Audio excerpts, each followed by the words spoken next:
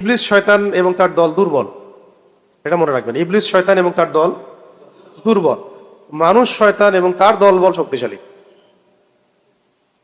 মানুষ যখন শয়তানের রূপ ধারণ করে তখন এই মানুষ শয়তান ইবলিসের চাইতে বেশি শক্তিশালী।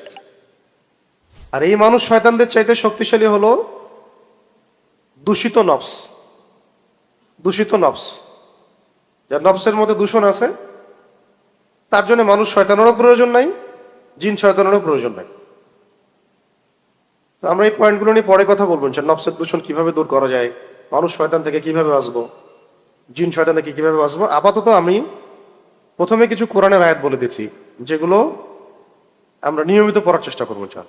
তো এগুলোর মধ্যে প্রথম যে আমলটা করতে হবে, যে এই কাজগুলোর পর যে ফরজ ওয়াজিবগুলো ঠিকঠাক মতো আদায় করতে হবে। ফরজ ওয়াজিব অন্তত ঠিকঠাক মতো আদায় করা, এবং যে সময়গুলোতে দোয়া কবুল হয় সেই সময়গুলোতে দোয়া করা বেশি। আবার বলছি, যে সময়গুলোতে দোয়া কবুল হয় এই সময়গুলোতে বেশি বেশি দোয়া করা।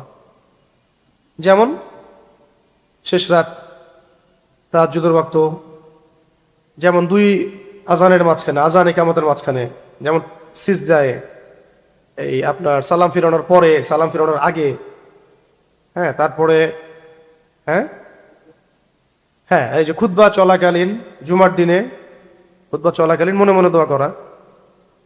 তারপর আসর থেকে মাগরিব জুমার দিনে দোয়া করা, বৃষ্টি হচ্ছে এই সময় দোয়া করা।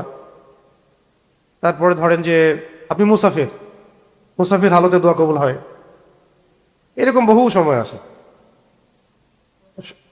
রোজা রাখা অবস্থায়, ইফতারির আগে, এই সময়গুলো তো আমরা জানি, একটু ঘাটাঘাটি করলেই বুঝতে পারবেন। এগুলো জেনে নিয়ে বেশি বেশি আল্লাহ পাকের কাছে দোয়া করা,